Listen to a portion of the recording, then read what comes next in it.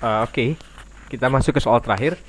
Di sini kalau dibaca soalnya ada investor membeli European call option dengan stock price 10.000, exercise price-nya 9.000, period of 6 months. Sepertinya sama aja, standard deviation, tapi ada distribute dividend oleh 500 per share. Jadi ini yang agak berbeda sebenarnya. Dan if it's known that the price of European call option of the market turns out to be, what should you do? Oke. Ini agak berbeda karena kita harus value dengan dividend bearing securities. Namun model dari Black-Scholes sudah juga relevan untuk menjelaskan ini. Jadi ada dua approach sebenarnya. First approach adalah sama rumusnya, tapi sama ya. Tapi di sini ada S accent. Artinya apa? Bukan security price yang kita gunakan di awal. Logiknya gimana? Bahwa adanya dividends yang dibayar mengurangi price dari security. Mungkin lo paham juga di MK bahwa harga dari stok itu dibentuk dari dividen juga kan. Jadi security price-nya harus di-adjust. Dan di-adjust berdasarkan apa? Berdasarkan present value of dividends kan. Nah, present value of dividends kita gunakan payment of dividend yang kita masukkan discount factor secara eksponensial. Oke, itulah pembentuk dari S accent. Cukup logis kan sebenarnya. Nah, ada juga second approach di mana langsung modifikasi dari model itu sendiri. Jadi dibanding kita menghitung dividen security price yang udah kita adjust, kita gunakan dividend ratio. Kita menggunakan annualized dividend yield di situ. Jadi sebenarnya rumusnya sama aja, SN S dikali ND1, tapi di sini ada komponen E minus D pangkat T di sini. Sama aja dengan ini, tapi ada komponen ini. Annual payment dividend divided by the current stock price and assuming that this yield is paid continuously. Oke. Jadi di sini ada dividend ratio sebenarnya. Dividend ratio. Ini di annualize juga menggunakan eksponensial. Jadi gimana untuk masuk ke soalnya? Oke, kita dapat info-info ini kan.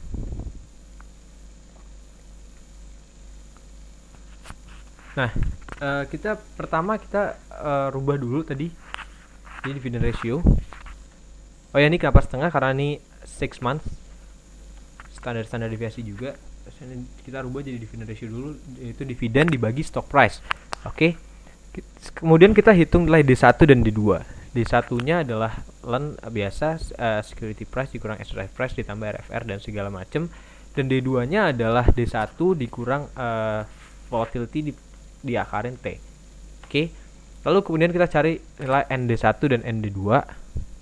Sama seperti biasanya kita cari di distribution table. Nah, kemudian kita langsung hitung nilai CO-nya sesuai rumus yang ini.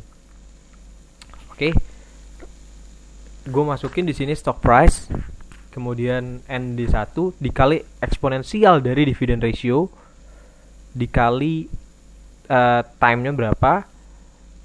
Kalau kemudian dikurang komponen exercise price yang udah kita adjust ke probability, yaitu exercise price dikalikan dengan eksponensial minus RFR dikalikan dengan T. Kemudian kita kalikan dengan ND2. Dapatlah CO kita, kalau options kita adalah 1317.82. Nah, di sini yang agak beda dividend bearing securities, di sini ada agak beda di dividen di depannya, yaitu di inputs. Di sini kita input sebenarnya ini sama-sama aja sih. Sebenarnya ini kita kurangin duluan, di sini kita masukin ke model. Nggak ada bedanya kan sebenarnya. Oke. Jadi kita dapat nilai CO sebesar 1317. Ini call value dari optionsnya atau nilai intrinsik kan.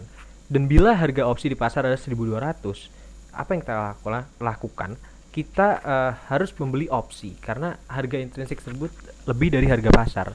Artinya apa? Sama dengan kalau lu nge-value saham dan saham yang lu value itu value-nya lebih dari harga pasar. Artinya sahamnya undervalued.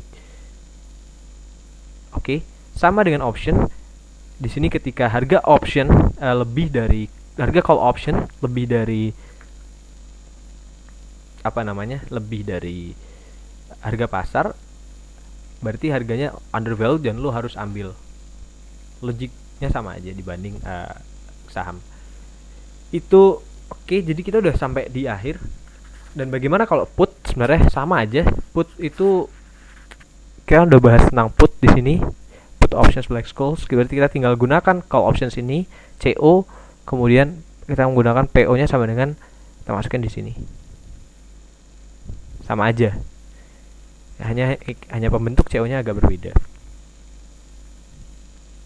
Jadi itu untuk materi ASIS ini. Oh, sorry, gue belum sampaikan bahwa yang banyak kita gunakan di sini adalah European Style, di mana European Style adalah tipe options yang hanya bisa di-exercise di maturity-nya. Jadi ketika maturity-nya 6 bulan, ya udah di akhir bulan ke-6 baru bisa di-exercise.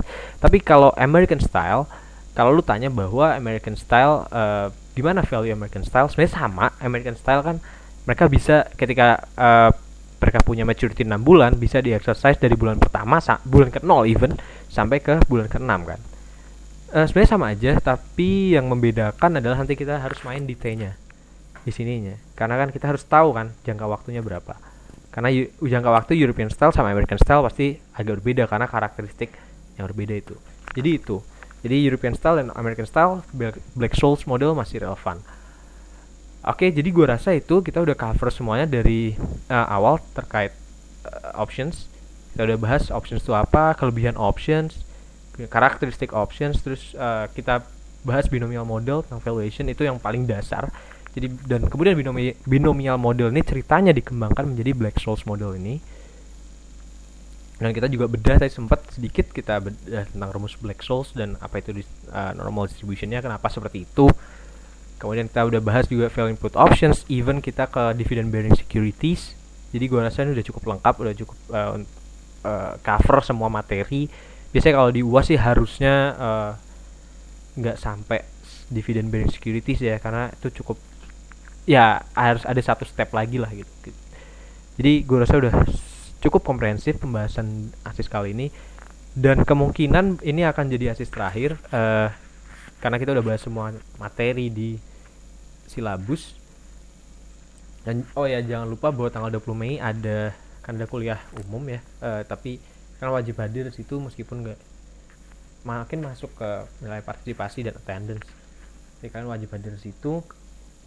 Kemudian ya mungkin ini ASIS terakhir setelah gue lihat di silabus udah semua udah kita cover.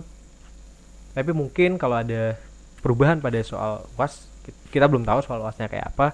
Kalau ada perubahan mungkin akan ada situasi lagi untuk nge-wrap semuanya. Kita masih akan lihat probability-nya ketika kalau itu mungkin ya bisa jadi kita akan lakukan.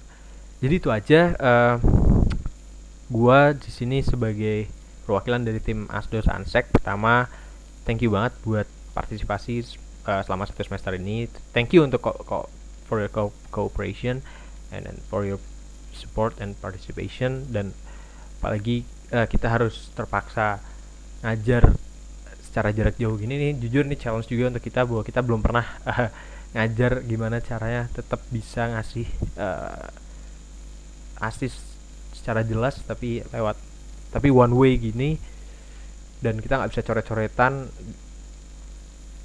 nggak seperti biasanya kita bisa coret di papan tulis. Jadi ini challenge juga buat kita. Sempat bingung juga untuk metodenya akan kayak apa, tapi kita go on with metode ini, kita post di classroom dan sebagainya. Jadi gue harap ini juga bisa cukup membantu. Kemudian kita juga maaf kalau misalkan selama 1 semester banyak kesalahan dari kita, mungkin materi kurang jelas, mungkin susah dihubungin ya, bukan excuse sih, tapi kebetulan kita semester 8 semua, terus ada yang magang, ada yang apa dan segala macam, jadi lumayan hektik untuk buka HP, ngerjain skripsi dan segala macam. That shits, kayak emang cukup hektik sih semester akhir nih. Jadi sorry buat itu, mungkin ada yang ngerasa kayak gue nanya kok nggak dijawab dan segala macem. Apalagi ada anak kelas gue yang pas gue buka, oh chatnya 9 anjing gitu kan. Gue udah enak banget jujur, tapi gue juga nggak lihat, sorry banget. Kemudian juga mungkin kemarin sempat ada miskom karena kenapa ada asis 7 duluan keluar sebelum asis 6 tuh ada kesalahan teknis di situ. Kebetulan videonya nggak bisa ngeplay, videonya nggak video error dan segala macem. Itu aja. So sorry buat kalau ada hal yang kurang berkenan selama kita ngajar di satu semester ini. And for the last, kita semua wish you good luck for exam and your final paper. Terus juga good luck on everything you're doing, good luck ngejar cita-cita lu semua. Well, kalau ketemu lagi sapa-sapa aja santuy. Terus ya semoga yang kita ajarin selama satu semester ini ada manfaatnya lah, sedikit, gak usah banyak-banyak. Oke, yang sedikit aja udah cukup membahagiakan kita 3 bocah-bocah soto ini. Jadi itu thank you sekali lagi untuk satu semester ini dan we wish you good luck for the exam. Okay, thank you.